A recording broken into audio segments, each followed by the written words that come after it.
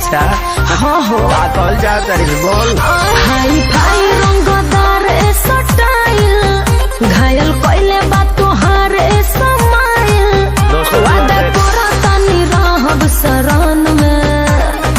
कोनो फायदा नहीं है। एगो लड़की बसल दिया मन में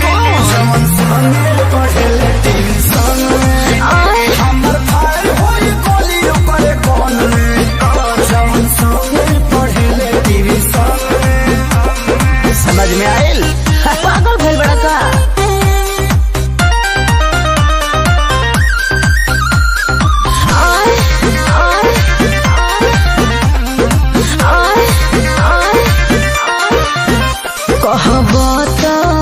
तोहरे ही स्कूल में नाम लिखवाले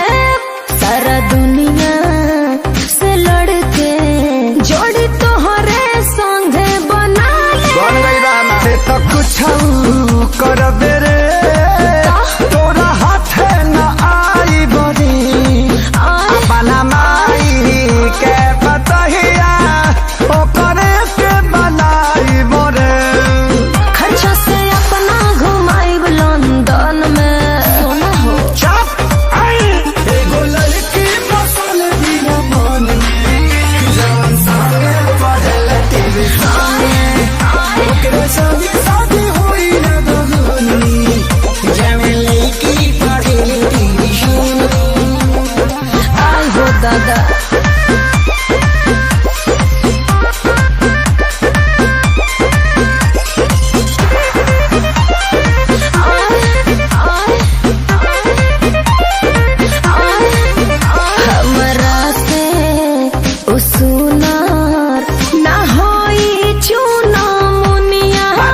भल साटे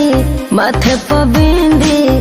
चाहे के तो नो पहनी नो थुनिया मुँह पर मेकअप मारी के तो चलो तो बारे रे उठो पवन खेसारी लगवा तो झमक तो बारे रे फांसी डाल बोढ़नी से गरदन में फंसाइबे का। एगो लड़की बसल दिया मन में जवन संगे पढ़ले टेंशन हम कहाँ जाए हमर भाई होई गोली ओकरे कोन में जवन संगे पढ़ले टेंशन में बुझले हां टेंशन bhojpuriras.net